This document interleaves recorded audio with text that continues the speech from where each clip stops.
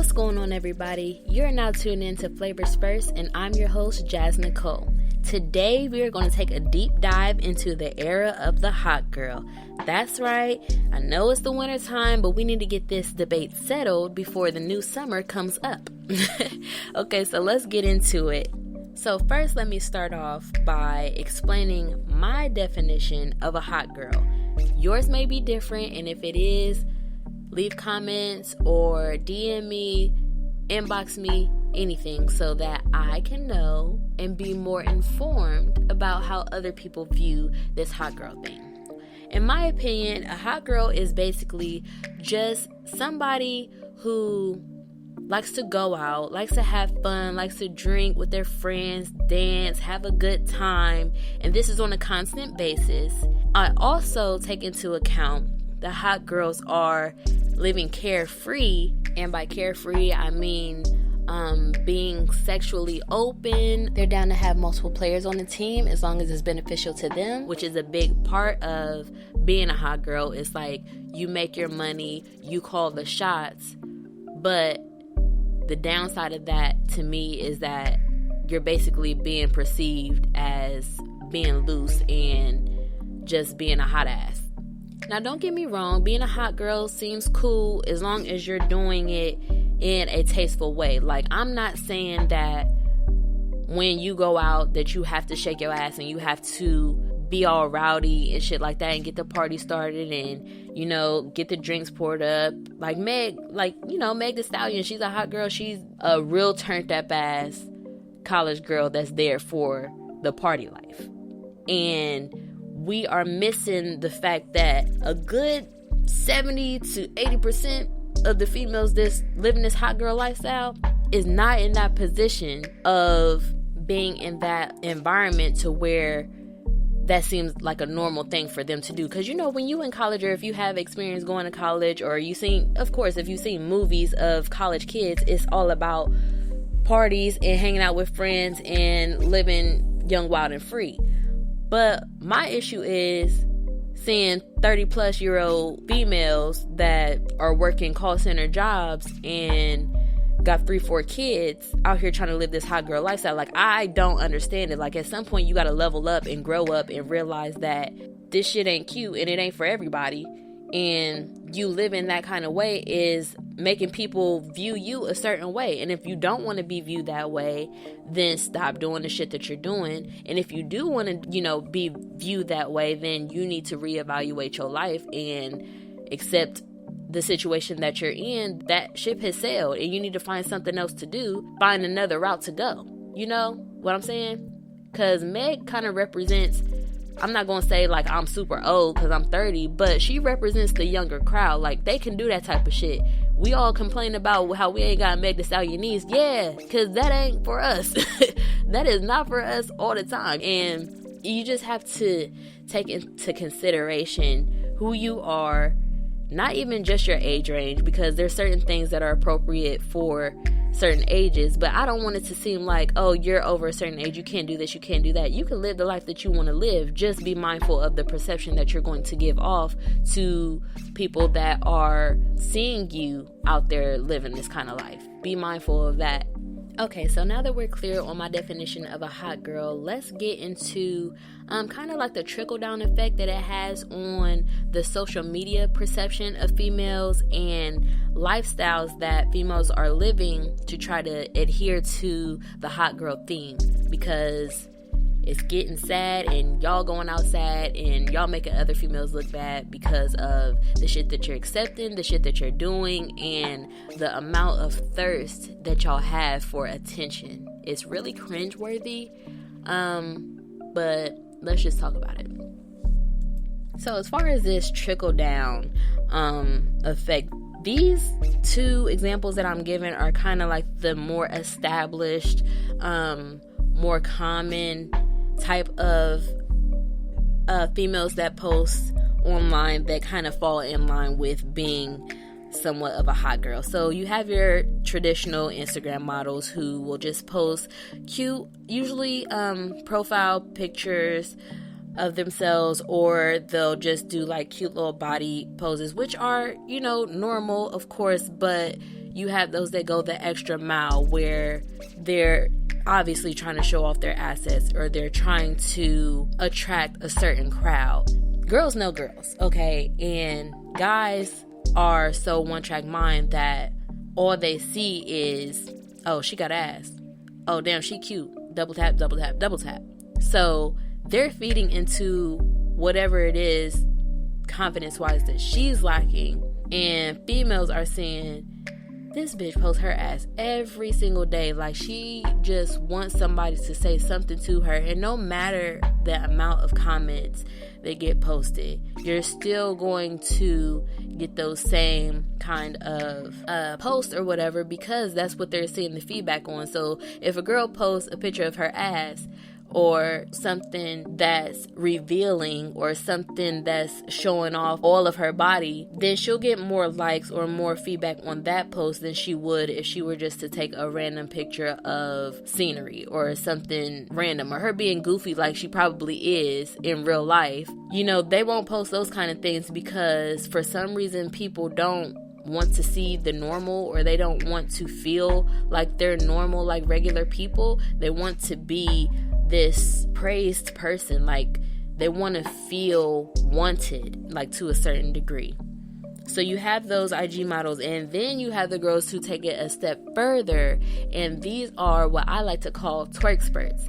And that's just the girls who always post ass shaking videos and booty shorts, stuff like that, that's going to show off their ass or their body. To the most part, that's what they're trying to do. And females, we will follow either one or both of these type of posters because, one, we like inspiration. That's just flat out. If we can't do it, then we're gonna watch them and pretend that we can do it. Or we just like to know that girls are free enough to have fun like that. And sometimes we just want to see certain stuff. We just like to look just like everybody else like to look. But it gets to a point where they're posting these videos because that's all they're equating themselves to. Like, they see that, oh shit, I can get a whole bunch of people to pay attention to me if I'm doing this, this, and that, or if I'm posting all my body pics, or I'm being super revealing and stuff like that. Those fall under hot girl because they are feeding off of the attention. And hot girls want to be the life of the party. They want to be the known person to go to for a certain thing as far as a turn up. So that's the IG models and the twerk spurts. And then we can take it a step further. And now, you know what? We're going to get into that later because there's way too much I can say about that. So I'm going to hold off till later on in the episode. Why is it so normalized that females are posting this way, to where it seems like it's basically an advertisement for being the turn-up queen or always being out and social and stuff like that? Now, if that is in your career and that is your path of business that you need to do to make your money, and you're like a brand promoter or something like that or whatever, then that makes sense. But the issue is that it becomes the normal 9-to-5 female that isn't really doing too much other than trying to remain relevant to people who really don't care. Like, you out here trying to be seen by people who really don't, like, what are you trying to be seen by them for? Why are you posting all of this extra shit and being extra and showing off your ass and your titties and shit? And half the time, let's keep it real, these females that are doing this should not be posting the way that they're posting. Not to body shame, but I'm a real ass person, and some stuff is just not cute. Like, I will commend you if you look good and you're posting something, and I know I can tell that you feel good about what you're posting and you are confident in your pictures, but I'm not going to feed into no dumb shit. Like, I'm not going to sit there and tell somebody that's her clothes is on way too damn tight, her stomach hanging over her belt, goddamn muffins and rolls on the side, everything hanging out and just looking unkept. Like, I'm not going to feed into that and tell you that you're cute and that, you know, you should keep doing it, because guess what? You're going to keep doing it and I'm going to keep getting irritated and I'm seeing it, and then I'm going to have to unfollow you. Like, it's just pointless. Just have taste in what you're doing. I don't understand why is it so hard to just have taste and present yourself a certain way so that you're not perceived as something that you really don't want to be perceived as. It's normalized because they see the reaction. They see that people like to be entertained, so they feel like that's their duty to entertain people. And as they're entertaining people, they're gaining more eyes, they're gaining more views, they're gaining more, I wouldn't even say opportunity, because what opportunities are you getting outside of it? Like, outside of dudes being in your DM, or females not wanting to be around you because you do too much, or you attracting females that do the same shit you do, and then you turn around and be in competition and y'all fall out. Like, it's just so many different downfalls to this that I just don't understand why people get into it and get stuck in it so hard like they do. Now, earlier I said I was gonna wait to talk about this, but I feel like now is a good point to just jump right in there and let you guys know what I was thinking about. So, as far as hot girls and doing this shit wrong, I just want to take a moment to speak to the females that have established this $40 commission. What in the hell?